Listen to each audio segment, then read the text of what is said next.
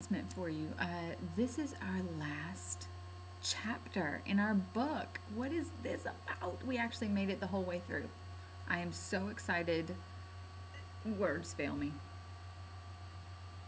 I'm just kidding. Words never fail me. But anyway, all right, so we're in chapter 12. Chapter 12. This is it. We have done it. Okay, chapter 12. The title is God's Hear Our Prayers. So we know something is up, okay, with this one. All right. Chapter 12 is a bit of a review. So please understand that there will be some times where in this video you will actually need to write things down in your journal. Write them in the journal. Take my advice. Write them in the journals. It's going to be really important for you to do that. So just follow the directions in the video and you'll be good to go. And then we will start reviewing for our final exam. All right, chapter 12, God's Hear Our Prayers. Let's go ahead and dive right into it. If you will notice, I have your vocabulary check-in right here, and then I also have it right here for you. I think that should probably be in your journal at some point or another. Hint, hint. Look. In the journals. Okay. So this is your vocabulary check-in. There's a couple that are new here. We see the word nihil. Nihil being the word for nothing. Let's see here. Oh gosh, consumit. Consumit. We have actually gone through that once before where we say consume, which means eat. Kalidus, not to be confused with kalidus with two L's. Kalida and kalidus meaning clever. In this case, kalidus with one L means hot. Okay, so think of the word scalding, hot, scald. Let's see here. Arkesit, she summons. Solikit, worried. Pavidi, frightened. Tristes, sad. We've seen that once before. Tristissimus, barates tristissimus est. Let's see here. Page 73, you've got the preces nostras, our prayers. You've got vinum. Vinum is wine. We'll explain that one a little bit later as well. Dei matres, mother goddesses. Precem meam, my prayer. So there's a difference between preces nostras, which is our prayers, and then precem meum, which are my prayers, or my prayer. Words to help on page 75. It says 75A because there's two sections on page 75 on the top and relatively the bottom of page 75. The last three on the bottom of page 75, really not necessary because you already know them. They are nunc, surgit, and omnes. Nunc, surgit, and omnes. I will ask you what they mean in class. I will ask you what they mean in class. All right, so the words to help, page 75A, the top part, fabulam is a story. Think about the word fable when you think about that. Narat, tells. Narat is tells, and think about a narrator. Okay, think about a narrator. That's the bell. That's the bell for 8th period. Narat is tells. Think of a narrator. Lambit, licks. I want you to just think about Mubrisa when we're talking about that. Kapios is hair. Again, that's plural as well. Pectit is comb your hair. Comb your hair. Dudes, you probably do that more than girls do, although, never mind. Caseum is cheese. Caseum is cheese. We've seen that before. Caseus, right? If it has the ending as an M, what part of grammar are we talking about? The next one, dat is gives. Let's see here. Facit is makes. Sacrificium is sacrifice. Suaviter, sweetly, that's a what? If it says T-E-R at the end, what part of grammar are we talking about there? Cantat, sings, he, she, or it sings. Tenet, he, she, or it cuddles. How sweet. And then nunc is the one that I'm going to ask you about later, haha. And then surgit, again, same thing. And then I'll also ask you about omnes. Omnes. All right, so this is your vocabulary check-in. You're good to go there. Let's dive into the story. Oh no, Rufus is sick. He's ill. Lepidina and Flavius are anxious because Rufus isn't feeling well. He has a high temperature and a tummy ache. Poor thing. So while we're reading the picture story, I want you to identify the grammatical parts of each phrase, and I want them written in your journals. I will do a journal check after this. I want you to go through this and say, oh, I recognize et. Et is a... This is where you write the word conjunction in. You know, I recognize hilariter. Hilariter is a adverb. So that's what I want you to get to the point where you can do. Okay, here we go. First picture is Rufus nihil consumit quod calidus est. Label that sentence. Tell me what each one of those things are. What is Rufus in the sentence? What is nihil in the sentence? What is consumit in the sentence? What is quod in the sentence? What is calidus in the sentence? And what is est in the sentence? So if we broke this down, what does the sentence mean? Okay, Rufus nihil consumit. So Rufus is eating nothing. Quod calidus est, because he is hot. Okay, temperature-wise. Okay. The next phrase, let's see the next picture. Lepidina anxia est et medicum arcesit. Lepidina anxia est et medicum arcesit.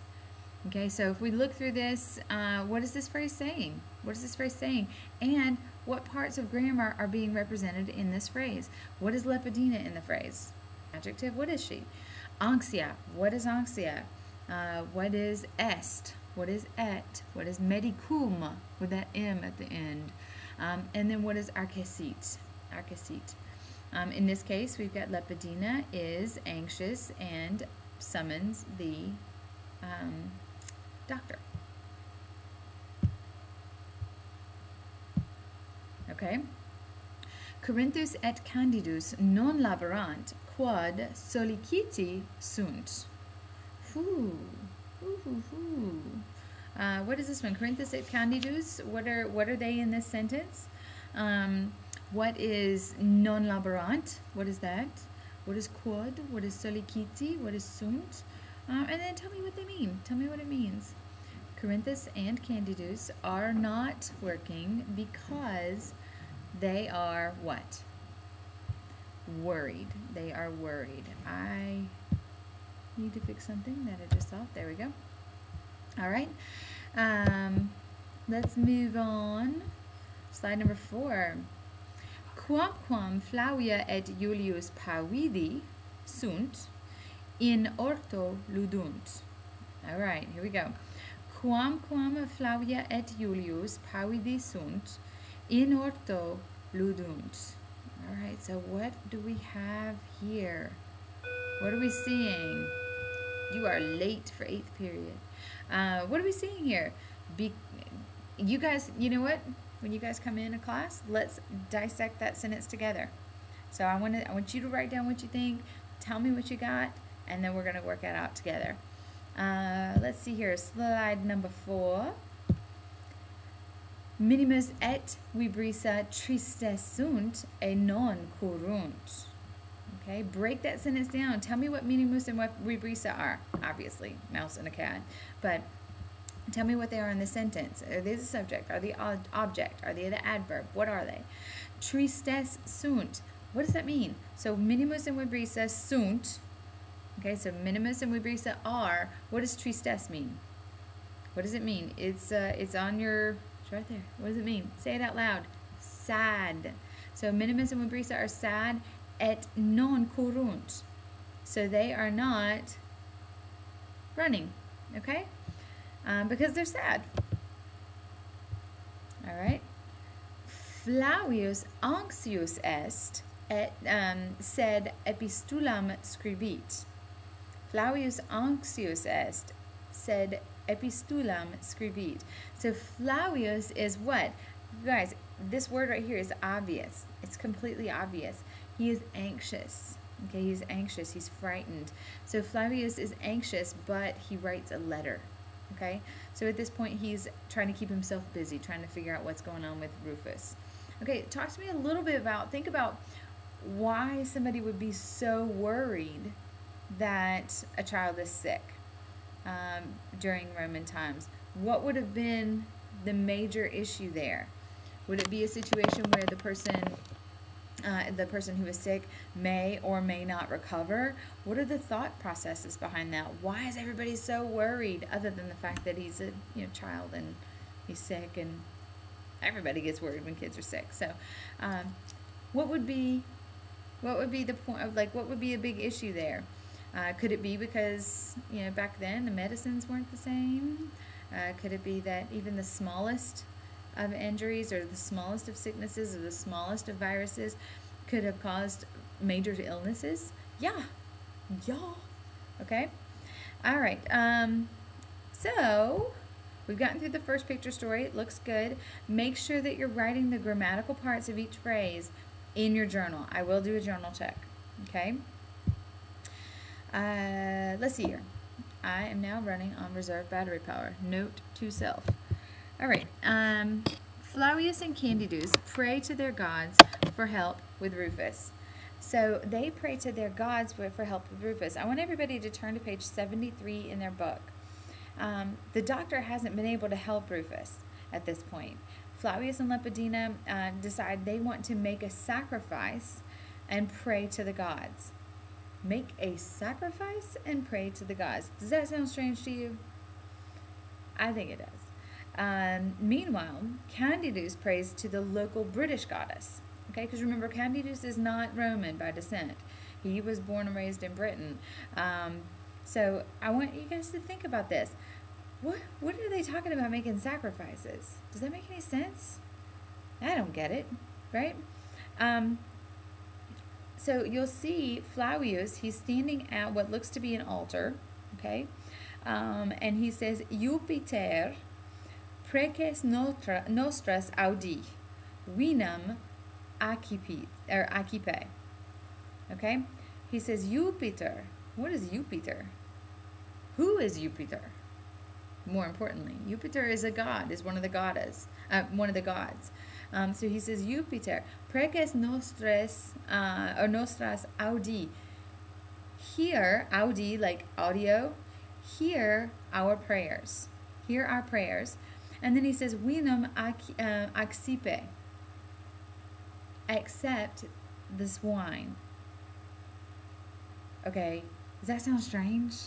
Like when you guys go to pray, is it something where you would, bring wine and say, here, Jesus, accept this wine and hear my prayers? No, that's not how we work. We pray. That's how it is. Okay? There's not a sacrifice. The sacrifice is just humbling yourself and praying to God. Right? We know this. But back then, of course, they had the god of wine. They had the god of the sea. They had the god of, everything. They had, everything. God of war and god of the hearth and a bunch of different other things. Okay, so they were praying to these gods and asking them to accept their prayers, or to hear their prayers and accept their offering. So giving an offering to that god in hopes that Rufus would be better, that the gods would make Rufus better. And do you see how that works? It doesn't make a whole lot of sense to us, but this is the way that they believe. Now Candidus, on the other hand, he makes a prayer to the British goddesses. And so he says, please hear my prayers. He says, Dei matres precem meam audite. Hear my prayers. And he's talking to the goddesses, mother goddesses, okay? In this case, he's talking about maybe the god of the earth, maybe the god of children, maybe the god of, health and wellness. I don't know. But he's getting in touch with his gods, and he's offering up his prayers to those gods in hopes that Rufus will feel better. Let's talk a little bit about that. What does the Bible say about how God is there for us when we pray? Think about that for a second. I want you guys to really think of, like, what does the Bible say? What do we know about how we can go to God in prayer? What kind of relationship do we have with God that we can, just talk to him? Okay? How do you find comfort with God? I mean, take something that that has happened in your life this year. Okay, take something that's happened in your life this year, and how did you find comfort in that with God? How did you find comfort in that? Did you take comfort in the fact that you could pray with your friends? Did you take comfort in the fact that you could just pray all together? Church. What about your teachers? Talk to me about, like, where did you find your comfort? That's a huge deal. And then what I'd like for you to do right now, you're going to pause in just a second. You're going to take a moment and write a prayer in your journals for your family. Write a prayer in your journals, maybe for your friends or for your school or anyone that you know that could use Jesus right now, which should be everybody at this point. But take a moment and write a prayer. Okay? That's all you need to do. All right? And pause. Write the prayer and pause. And when you're done writing the prayer, then you can resume. All right, this is our first video. It is on YouTube. If you guys want to, you can go to my Prezi page and you can actually look up the videos. It's better if you look it up here rather than going onto YouTube. So if you just copy and paste, or not copy and paste, but write this down in your journal.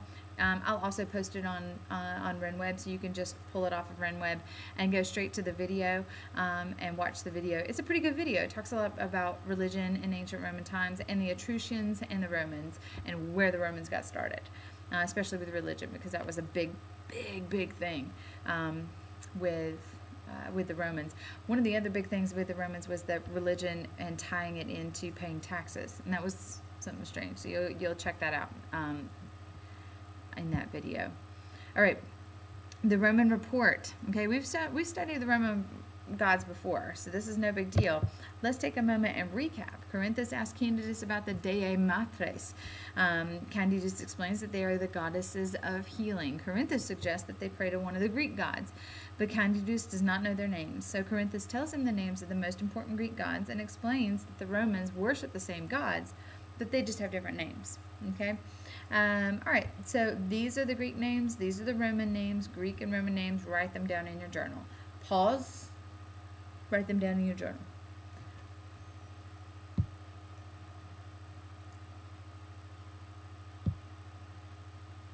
This is the second video that we have. It just continues on with the video, and we'll keep watching it in class. And then, all right, now we have a journal activity. Each member of the family is trying to help Rufus feel better. Here are two lists. There's a list of characters on the left. You see them here. And then there's a list of their actions.